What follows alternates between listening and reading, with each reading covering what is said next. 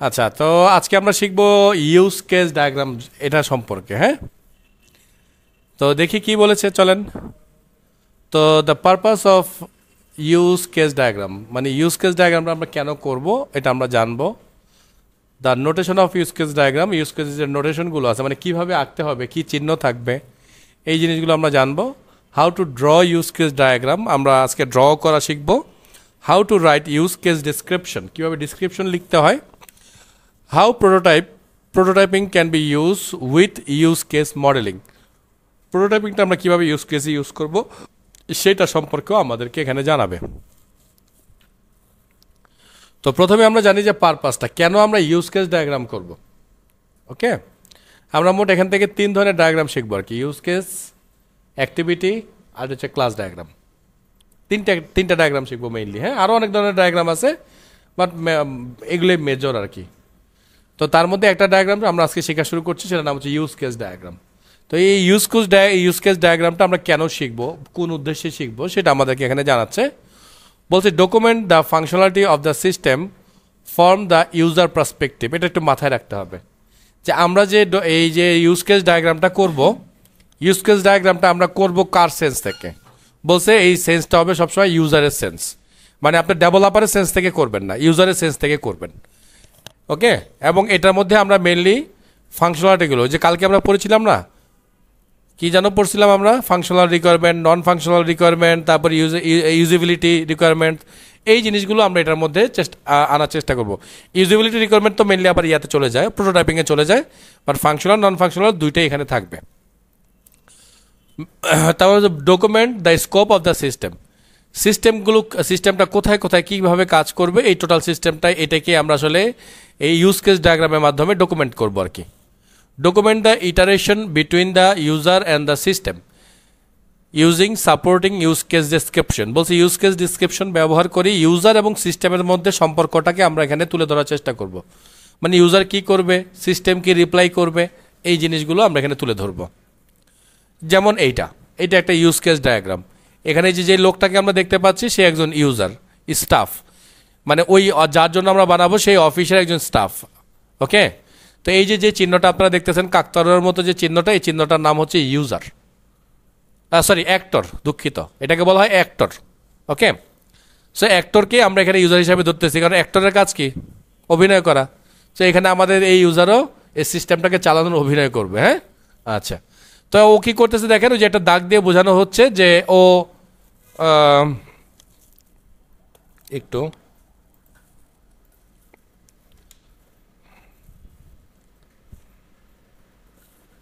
So এই যে দাগটা দিয়েছে, এই যে দাগটা যেটা দিছে, এটা দিয়ে বোঝাচ্ছে যে এই যে এটা হচ্ছে সিস্টেমটা আমাদের। হ্যাঁ, এই সিস্টেমটার সাথে ওর আসলে কি সম্পর্ক। তো বলতেছে এই লোকটা এই সিস্টেমের সাথে কি করে, কমিউনিকেশন করে, মানে কি যোগাযোগ করে, কিভাবে, ফোনে, মোবাইলে না, সে কিছু কমান্ড দেয়, সেটা হইতে পারে মাউসে, সেটা হইতে পারে টাচ স্ক্রিনে, সেটা হইতে পারে কিবোর্ডে। ওকে, এরকম কোনো একটা মাধ্যম ব্যবহার করে, মানে কোনো একটা ইনপুট মাধ্যম ব্যবহার করে সে কী করবে, ওই সিস্টেমটার সাথে কমিউনিকেশন করবে। দেন বলতেছে এটা হচ্ছে গিয়ে অ্যাকুরেটলি যে সিস্টেমটা, চেঞ্জ দ্য ক্লায়েন্ট কন্ট্যাক্ট।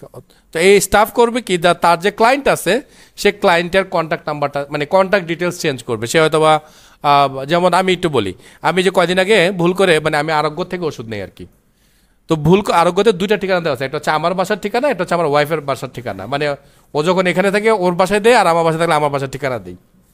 তো ও করছে কি, আমার বাসায় ছিল, তো আমি কি করছি কি, তাড়াহুড়া করে আমার ওয়াইফের বাসার ঠিকানায় আমি ওষুধ অর্ডার করে দিছি। হঠাৎ করে অর্ডার দেওয়ার 3-4 ঘন্টা পরে আমার মনে পড়লো কী ব্যাপার, আমি তো অ্যাড্রেসটা চেঞ্জ করে নেই, ঢুকে দেখি তাই আমি ভুল করে ফেলছি। তাহলে আমি তখন আবার কী করলাম, আমি কল সেন্টারে কল করলাম। কল সেন্টারে কল করে আমি বললাম যে আমার সেকেন্ড যে ঠিকানাটা আছে, আমার ডেলিভারি অ্যাড্রেসটা সেকেন্ড ঠিকানায় হবে। তো তারা আমাকে কিছু সময় টময় চাইলো, যে কী করলো, ওই আমাকে কলে রেখেই তারা ডেলিভারি অ্যাড্রেসটাকে সেকেন্ড অ্যাড্রেসে নিয়ে আসছে। তো ঠিক এই লোকটাই এই কাজটাই করতেছে আসলে, ঠিক আছে, এই যে অ্যাক্টরটা আমরা দেখতেছি ও ঠিক এই কাজটাই করতেছে এখানে। তো এই কাজটাই সে এখানে করতেছে, করে আমাদেরকে মানে কি করতেছে, এটা মানে পরের স্টেপটা দেয় না, একটা জাস্ট ছোট একটা স্টেপ দিছে যে ওর সাথে এটা কাজ। তারপরে কি হবে, মানে এখানে আবার আরেকটা ধরেন এরকম আরেকটা চার্ট থাকতে পারতো, ওটার মধ্যে লেখা থাকবে যে কনফার্মেশন। সো কনফার্মেশনটা কী হবে, এখান থেকে আবার ধরেন ইউজার থাকবে একজন, মানে আমি কথার কথা। সো আমি এখান থেকে দেখতে পারবো যে হ্যাঁ আমার এটা চেঞ্জ হয়ে গিয়েছে, তার মানে কি আমাদের এই প্রসেসটা কমপ্লিট হয়ে গেল। বুঝাইতে পারছি ব্যাপারটা? সো এই ধরনের চিত্রগুলোই আমরা আসলে ইউজ কেস ডায়াগ্রামে করব। ওকে, আচ্ছা। এবার বলতেছে অ্যাক্টর। ওই একটু আগে আপনাদেরকে যে শব্দটা শোনালাম, যে কাকতারার মতো যে ছবিটা, ওকে আসলে অ্যাক্টর বলা হয়। তো বলছে অ্যাক্টরকে এখানে, সো বলছে ড্রন as stick people with a name. Stick people কেন বলছে? যে কাকতারার মতো মানে শুকনা শাকটা একটা পিপল, এই জন্য তাকে বলা হচ্ছে যে তার একটা নাম দিতে হবে অবশ্যই। এই যে নিচে যেমন নামটা দেওয়া আছে দেখছেন না, এই যে নামটা, যে সে হচ্ছে একটা স্টাফ কন্ট্যাক্ট। এখানে কিন্তু স্পেসিফিক কোনো পার্সনের নাম হবে না, কিন্তু একটা পদমর্যাদার নামই হবে। হ্যাঁ, আচ্ছা। তা বলছে the role that the people other system or device take when communication with the particular use case or use cases. যেটা বললাম যে এখানে আসলে ওই লোকটা কি কাজ করবে ওই সিস্টেমটার সাথে, মানে এইটাই আসলে অ্যাক্টর, মানে অ্যাক্টরের ভূমিকাটা হচ্ছে কি ওই সিস্টেমের সাথে তার কাজ করাটা, এবং সে একটা অথবা একাধিক কাজ করবে। বলছে not the same as job title or people. বলছে people with one job title may play the role of the several actor. মানে যেমন ধরেন আমাদের এখানে মানে ধরেন আমি কথার কথা, আমি কি করতে পারি, আমি জাভা পড়াতে পারি, আবার আমি পাইথনও পড়াতে পারি, আবার আমি অ্যাকাউন্টিংও পড়াতে পারি। তার মানে কি দেখেন, আমি একজন মানুষ কিন্তু তিন ধরনের অ্যাক্ট করতেছি, মানে তিন ধরনের অভিনয় করতেছি বা তিন ধরনের কাজ করতেছি। তো এখানে এটাই মিন করতেছে যে একজন অ্যাক্টর যে একটাই কাজ করবে তা কিন্তু না, একজন অ্যাক্টর একাধিক কাজ করতে পারে। Okay, one actor may be represent several job title. বলতেছে একজন অ্যাক্টরের আবার দুইটা জব টাইটেল থাকতে পারে। যেমন ধরেন আমি যখন এখানে আছি সো ট্রেনার, যখন আমি কাউকে পার্সোনালি পড়াইতে যাই তখন আমি টিউটর, তাই না? এই তো ব্যাপারগুলো নাকি? সো দেখেন আমি একজন মানুষই, আমার দুইটা পরিচয়। তো বলছে এরকম দুইটা জব টাইটেল থাকতে পারে একজন অ্যাক্টরের। ওকে, এবার হচ্ছে use case. So draw as ellipse. Ellipse মানে কি জানেন তো? অ্যালিপস মানে হচ্ছে আসলে এই যে এই টাইপের একটা চিহ্নকে বলা হয় অ্যালিপস। যারা এই যে ফটোশপ চালাইতে পারেন ওখানে একটা অ্যালিপস টুল আছে। ওকে, সো এই চিহ্নটাকে বলা হচ্ছে অ্যালিপস। সো বলছে draw as ellipse with a name in or below each ellipse. বলছে একটা নেম আমরা ভিতরে লিখতে পারি অর তার নিচে লিখতে পারি, কিন্তু এখানে অনেকগুলো অ্যালিপস থাকতে পারে। তারপর বলছে describe a sequence of action that the system perform to achieve an observable result of value to an actor.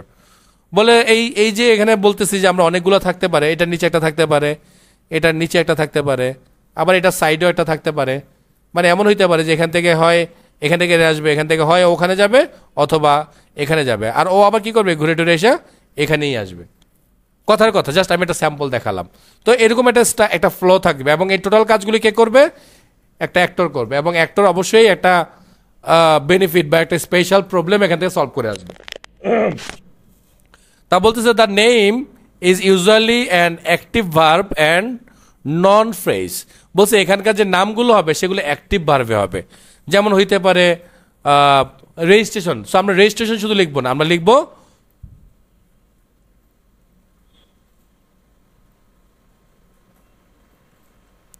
Do registration. এই যে আগে যে ডু অ্যাড করলাম, ডু অ্যাড করার কারণে এই যে এটা কি হয়ে গেল, এটা অ্যাকশন ভার্ব হয়ে গেল। বুঝতে পারছেন? ওই যে শামিমা জানে হয়তো বা ও থিসিস করতেছে, থিসিসে একটা পার্ট থাকে যে আপনার এই যে থিসিসটা যে আপনি করতেছেন তার উদ্দেশ্যটা কি, অবজেক্টিভসটা কি, এবং ওই পুরো অবজেক্টিভসটাকেই এইরকম অ্যাকশন ভার্বে লিখতে হয়। অ্যাকশন ভার্বে যদি না লিখেন তাহলে আপনার অবজেক্টিভটাকে কেটে দিবে, মানে আপনার থিসিস পেপারটাকে অ্যাকসেপ্ট করবে না। ওকে, সো আমাদের এটা তো একটা ওইরকম টাইপের একটা পেপার টাইপের, মানে ওরকম টাইপের একটা স্ট্রাকচার বানাবো আমরা। সো এটাকে আমরা চেষ্টা করবো অ্যাকশন ভার্ব ইউজ করে কাজগুলো করার জন্য। ওকে, এন্ড দেন বলতেছে কমিউনিকেশন অ্যাসোসিয়েশন। বলছে line draw between the actor and the use case. ওই যে দেখছিলাম যে এই যে কাকতারুয়া মানুষটা এখানে দাঁড়াইছিল, মাঝখানে এরকম একটা লাইন ছিল, তারপরে কি একটা অ্যালিপস ছিল। এই যে লাইনটা, এই লাইনটার নামই হচ্ছে এটা কমিউনিকেশন অ্যাসোসিয়েশন। মনে থাকবে? ওকে, আচ্ছা। তারপর বলছে can have arrow headed to show where the communication is initiated. বলছে আমরা যদি চাইলে এরকম একটা অ্যারো সাইনও ব্যবহার করতে পারি। কেন? কারণ কোন দিক থেকে ফ্লোটা কোন দিকে যাচ্ছে সেটা আমরা যেন বুঝাই দিতে পারি। আচ্ছা, তারপর বলছে represent communication link between an instance of a use case and instance of the actor. বলতেছে এই কমিউনিকেশন লিঙ্কটা কি করে, অ্যাক্টর এবং আমাদের যে কেসটা আছে এই দুইটাকে মিন করে। মানে এই ইনস্ট্যান্স বলতে বোঝানো হচ্ছে গিয়ে অ্যাক্টর আসলে কি কাজগুলো করবে আর আমাদের ইউজ কেস আসলে কি কাজগুলো করে তাকে আবার রিপ্লাই করবে, এগুলোকে তারা ইনস্ট্যান্স হিসাবে মিন করতেছে। তারপর হচ্ছে নোটেশন। সো নোটেশন কি বলতেছে, সাবসিস্টেম একটা নোটেশন তার। তো বলছে draw rectangle around a group of use case that belong the same subsystem. মানে বলতেছে সরি মানে রেক্ট্যাঙ্গেল হবে আর কি। তো বলতেছে সাবসিস্টেমের জন্য তোমরা রেক্ট্যাঙ্গেল ইউজ করবা। ওকে, কারণ আমরা যেটা বলছি যে আমরা যেটা ইউজ করতেছি এটা কিন্তু কাইন্ড অফ একটা ইউনিভার্সাল স্টাইল। তার মানে আপনি চাইলেই আপনার মন মতো যে কোনো স্ট্রাকচার এখানে ব্যবহার বা শেপ আপনি এখানে ব্যবহার করতে পারবেন না।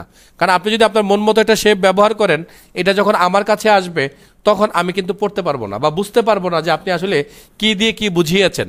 তো এই জন্য আসলে আমাদেরকে ওরা বুঝাই দিচ্ছে যে তুমি এখানে এলিপস ইউজ করবা, ওইখানে এটা জাস্ট স্ট্রেট লাইন ইউজ করবা, এখানে একটা রেক্ট্যাঙ্গেল বক্স ইউজ করবা। ওকে, তো বলতেছে in case tools use case for different subsystem are usually place in separate use case diagram and the rectangle in redundant. বলতেছে যে ধরেন আমাকে বলা হয়েছে যে 5 জন মানুষকে খাওয়াতে হবে। তা আমার মূল কাজটা হচ্ছে কি আমি 5 জন মানুষকে কালেক্ট করব, তাদেরকে খাওয়াবো। কিন্তু 5 জন মানুষকে যদি খাওয়াতে হয় তাহলে আমাকে আবার কি করতে হবে, পাশাপাশি রান্না করতে হবে। তো রান্না করতে হলে আবার কি করতে হবে আমাকে, তার মানে রান্না করাটা হচ্ছে আমার একটা সাব কাজ, মানে সাব সিস্টেম। এখানে মূল কাজ হচ্ছে কি আমি তাদেরকে খাওয়াবো। তো সাব কাজ করতে হবে, আমাকে আবার রান্না করতে হবে। সো রান্না করতে হলে আবার আমাকে দেখতে হবে যে আমাকে 2-3 আইটেম রান্না করতে হবে, এক একটা আইটেম আবার এক একটা স্টাইলে রান্না করতে হবে। ইট মিনস ওরা বুঝিয়েছে যে সাব সিস্টেমগুলোর জন্য তুমি আলাদা করে ইউজ কেস ডায়াগ্রাম ব্যবহার করবা, করে সেটাকে রেক্ট্যাঙ্গেল বক্স দিয়ে বুঝাই দিবা। সো রেক্ট্যাঙ্গেল বক্স থাকলে আমরা বুঝবো যে এটা একটা সাব সিস্টেম এবং এর ডিটেলসটা পরে কোথাও আছে। আপনারা কোনো বাজেট দেখছেন বা কোনো কাজের বাজেটগুলো হয় কি সচরাচর এক পেজে ওরা একটা স্টেটমেন্ট আকারে প্রকাশ করে যে আমাদের এত টাকা খরচ, এত টাকা অ্যাসেট, এত টাকা দায় আছে। ওটার মধ্যে আবার ছোটো ছোটো করে মানে নোট দিয়ে দেয় অ্যানেক্স 1, অ্যানেক্স 2। ইট মিনস যে নিচে যে বক্সগুলো আছে সেগুলো হচ্ছে এটার ডিটেলস, মানে এইটার ডিটেলসটা অ্যানেক্স 1, মানে প্রথম যে বক্সটা আছে ওই বক্সের মধ্যে এটার ডিটেলসটা আমি বলে রেখেছি, এইটা আবার ওই বইটার মধ্যে বলে রেখেছি। তার মানে আমরাও এখানে এরকম রেক্ট্যাঙ্গেল বক্স ইউজ করে বলে দিব যে এটা হচ্ছে আমাদের ওই জায়গায় করা আছে। সো ওই জায়গা থেকে আবার এটা আমরা বুঝে নিব। বুঝতে পারছি? কারণ একটা পেজের মধ্যে যদি আমি এত বড় একটা সিস্টেমকে ড্র করতে চাই, ওই সিস্টেমকে আর বোঝার অবস্থায় রাখা যাবে না। দেখবেন না আমরা কদিন পর আঁকা শুরু করবো, আপনার 2-3 জন এরকম আঁকা, মানে এরকম আঁকা আঁকবেন যে পেজ থেকে বের করে ফেলছেন। ওকে, আচ্ছা আচ্ছা, এবার বলছে নোটেশনের মধ্যে আরেকটা হচ্ছে গিয়ে dependencies. Extend and include relationship between use case. মানে কেউ কাকে এক্সটেন্ড করবে বা কেউ কারোকে অ্যাকোয়ার করবে, এই জিনিসগুলো ইউজ কেসের মধ্যে থাকতে হবে।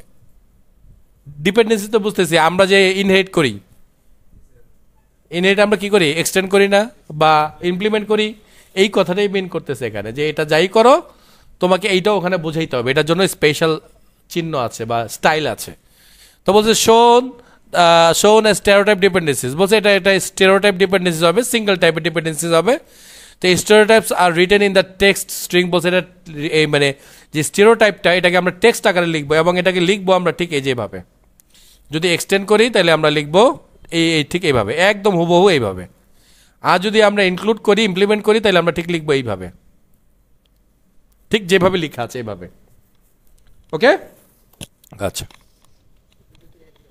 হ্যাঁ, একটা লিখাচ্ছে এক্সটেন্ড, একটা লিখেছে ইনক্লুড, একই রকম হইলো, স্ট্রাকচার দেখতে একই রকম, বাট তাদের মূল কাজটা ডিফারেন্ট। হ্যাঁ হ্যাঁ, আচ্ছা তারপরে দেখি বলছে extend relationship. One use case provide additional functionality that may be required in another use case. মানে বলতে একটা ইউজ কেস আরেকটা জায়গায় আমরা বলছি আমরা কোডকে যেমন রিইউজ করবো, তাহলে ইউজ কেস কিরকম রিইউজ করার একটা অপশন থাকে। ওকে, তো বলছে there may be multiple ways to extending use case which represent variation in the way that actor interact with the use case. মানে অনেকগুলো ওয়েতে অ্যাক্টর আমাদের ওটার সাথে কাজ করবে, অনেকগুলোর সাথে অনেকগুলো রিলেশন থাকবে, বলছে এগুলো আমরা সেইভাবে বোঝানোর চেষ্টা করব। তা বলছে extension point show when the extension occur. বলছে এক্সটেনশন পয়েন্ট দিয়ে আমরা এক্সটেনশন যখন হবে, মানে এটাকে যখন আমরা অন্য জায়গায় এক্সটেন্ড করব, তখন আমরা একটা চিহ্ন ব্যবহার করব, করে আমরা বুঝাই দেবো যে এটা অন্য জায়গা থেকে আমরা ধার করে এনেছি। তো condition can be placed next to the dependencies arrow, note that it is not put in square brackets. বলছে স্কোয়ার ব্র্যাকেটের মধ্যে পুট করা যাবে না, unlike condition in activity diagram. মানে বলছে এখানে স্কোয়ার ব্র্যাকেট ইউজ করা যাবে না, অন্য কোনো অ্যারো ইউজ করে এটাকে বুঝাইতে হবে। সো আমরা সামনে চিত্রগুলো দেখবো, এত ভয় পাওয়ার কোনো কারণ নাই। ওকে, সো এই যে দেখেন ওরা আমাদেরকে অ্যাকুরেটলি বোঝানোর চেষ্টা করছে। দেখেন যে ওকে এক্সটেন্ড করছে, সো এক্সটেন্ড করছে যে চিহ্ন দিয়ে আমাদেরকে অ্যারো চিহ্ন দিয়ে বুঝাই দিয়েছে, এবং এখানে একটা নোটেশন লিখে দিয়ে দিয়েছে যে এক্সটেন্ড করছে, ও কাকে এক্সটেন্ড করছে, এটাকে এক্সটেন্ড করছে। ওকে, এই হচ্ছে তার ব্যাপারটা, এবং এক্সটেন্ড পয়েন্ট কি করছে তাও লিখে দিছে, এবং এই যে তার একটা ব্যাখ্যাও আছে যে ইউজারের require the print out. User আসলে এখানে কাজ করবে, কাজ করে সে প্রিন্ট আউট করাবে। আচ্ছা, এবার দেখেন include relationship. One use case always includes the functionality of other use case. বলছে এটা সবসময় করতেই পারবে, ইউজ করতে পারবে একজনের ফাংশনালিটি আরেকজন। আর ইউজ কেস মে ইনক্লুড মোর দেন ওয়ান আদার। বলছে একটা ইউজ কেস আরেকটা অথবা একাধিক ইউজ কেসের সাথে কানেক্ট হতে পারবে, ওই অনেকটা এক্সটেনশনের মতোই। Can be use two separate out of sequence of behaviour that is use in many use case. বলছে যেই মানে যেই ফাংশনালিটিগুলো সব জায়গায় ব্যবহার হবে, বলছে যে সেটাকে চাইলে আমরা একটু সেপারেট করে ওখানে ব্রেকার দেখাইতে পারি। Should not be use to create a hierarchical functional decomposition of the system. বলছে হায়ারিক্যাল কোনো ডিকম্পোজিশন এখানে থাকবে না আর কি, মানে হায়ারিক্যাল স্টাইল এখানে আমরা ফলো করব না। যেমনটা যে এখানে একটা দেখানোর চেষ্টা করতেছে যে একটা campaign manager, say asking staff work on a campaign, মানে একজন স্টাফকে বলতেছে যে তুমি এই ক্যাম্পেইনে, বলতেছে না মানে অর্ডার করতেছে তুমি এই ক্যাম্পেইনে কাজ করবা, এবং সে কী করতেছে ফাইন্ড দ্য ক্যাম্পেইন, মানে একটা ক্যাম্পেইনকে সে খুঁজে বের করতেছে, তার মানে ওর সাথে ওর সম্পর্ক আছে সেটা বোঝাচ্ছে, এবং এই জন্য তারা কি করছে একজন আরেকজনের সাথে ইনক্লুড হয়েছে। এবার দেখেন জেনারেলাইজেশন বলতেছে এখানে কি, shows that one use case provide all the functionalities of the more specific use case and some additional functionality. Generation শব্দটা মানে কি ছিল যেন?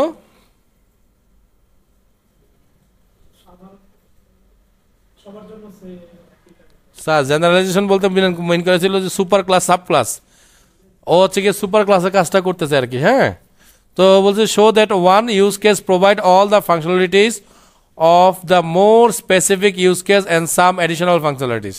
মানে ওর কাছে সব কিছুই দেওয়া থাকবে, ওকে যে ব্যবহার করবে সেই ফাংশনালিটিগুলোকে ধার করবে। Show that one actor can participate in all the association with use case that the more specific actor can plus some additional use case.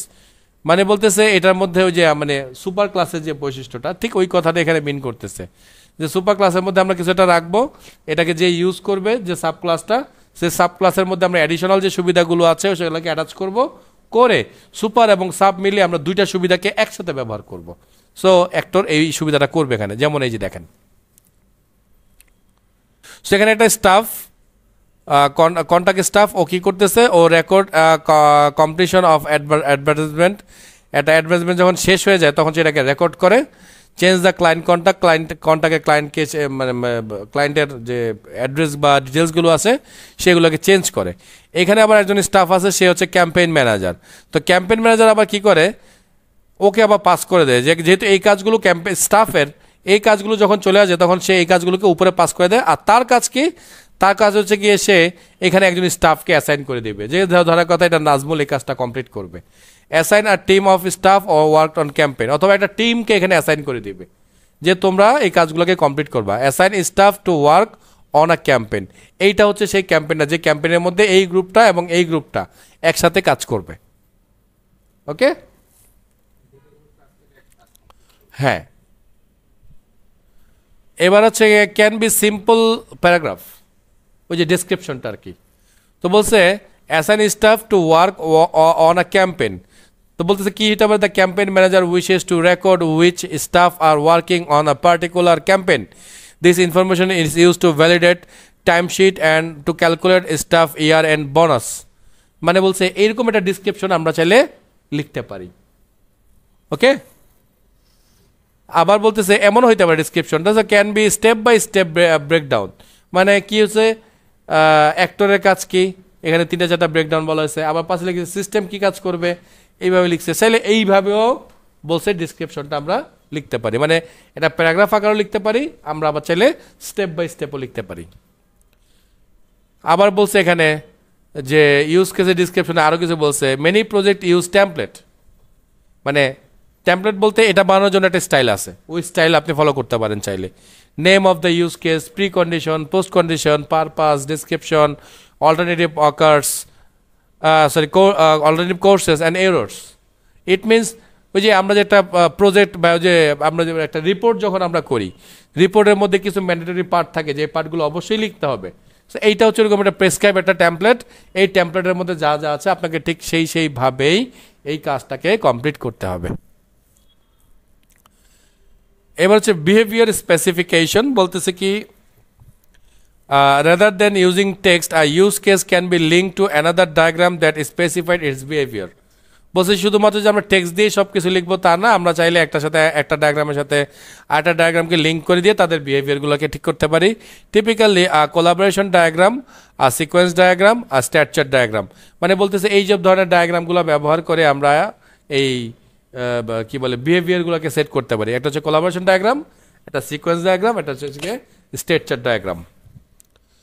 আচ্ছা, এবার বলছে drawing the use case diagram. So identify the actors and the use case, prioritize the use case, develop each use case starting with the priority once writing the description for each। বলছি use case যখন আপনি বানাবেন তখন আপনাকে priority অনুযায়ী বানাতে হবে, যেটা প্রায়োরিটি আগে সেটাকে আপনি আগে বানাবেন। কারণ প্রায়োরিটি আগে বানাতে গিয়ে যদি আবার এমন দেখা যায় যে যেটা প্রায়োরিটি আগে সেই কাজটা সবার শেষের দিকে হবে, তাইলে আপনাকে আবার এটাকে রিশিডিউল করতে হবে। বুঝতে পারছি তো? সো প্রায়োরিটিকে আপনাকে মাথায় রাখতে হবে এবং কোন টাস্ক আগে করতে হবে সে অনুযায়ী আপনাকে এই ড্রয়িংটাকে বানাতে হবে, মানে ডায়াগ্রামগুলো করতে হবে। দেন বলতেছে add a structure to the use case model, generalization, include, extend, relationship, subsystem, বলছে এগুলো সব ওখানে অ্যাটাচ করতে, ইউজ করতে। এবার বলছে প্রোটোটাইপিং সম্পর্কে, use case modeling can be supported with prototyping. Prototypes can be use to help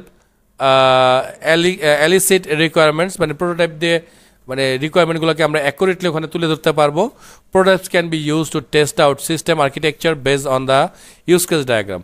মানে প্রোটোটাইপগুলো আমরা চাইলে একটু করে টেস্ট করে দেখতে পারবো, যেহেতু প্রোটোটাইপ যে ইউজ কেস ডায়াগ্রামটা আমরা বানাইছি সেটার সাথে সাথে আমাদের যে প্রোটোটাইপগুলো আসতেছে সেটা প্রপারলি ম্যাচ করতেছে কিনা। মানে আগে আমার রেজিস্ট্রেশন করার কথা, অথচ রেজিস্ট্রেশন না দিয়ে সে সবার আগে আমাকে লগ ইন দিয়ে দিচ্ছে, কথার কথা, মানে বোঝানোর জন্য বললাম।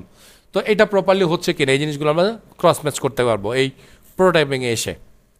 এই যে একটা অবস্থা দেখেন, এটা প্রোটোটাইপ করে দেখাইছে আমাদেরকে, যে প্রোটোটাইপটা হতে পারে এরকম একটা অবস্থা, যে এরকম একটা চিহ্ন, যে ক্লায়েন্টের ডিটেলস, এনে ক্যাম্পেইন ডিটেলস, তারপর ওকে থাকবে, কুইট থাকবে, তারপর ক্লায়েন্টের একটা ডিটেলস থাকবে, ক্যাম্পেইনের ডিটেলস দিয়ে আমরা কি করব, ফাইনালিও ওটা ওকে করে দেবো যে হ্যাঁ ঠিক আছে, এটা হচ্ছে আপনার প্রোটোটাইপ। যে স্ট্রাকচারটা এরকম থাকতে পারে, বুঝতে পারছি তো? এটা কিন্তু সিস্টেম না, জাস্ট আঁকাঝাঁকা দিয়েই কিন্তু আমরা ইউজারকে বুঝাইতে পারতেছি যে আপনার সিস্টেমটা হয়তো বা দেখতে এমন হবে। ওকে, তারপর বলছে প্রোটোটাইপটা এমন হতে পারে, মানে একটা বলছে ড্রয়িং করে করে আপনি দেখাবেন, আর একটা হচ্ছে আপনি চাইলে এইভাবে একটু কালার টালার করে একটু সুন্দর করে দেখাতে পারবেন। সো এটা একটা প্রোটোটাইপিং স্টাইল। হ্যাঁ, ওকে, তাহলে এই পার্টটুকু আমরা কমপ্লিট করলাম।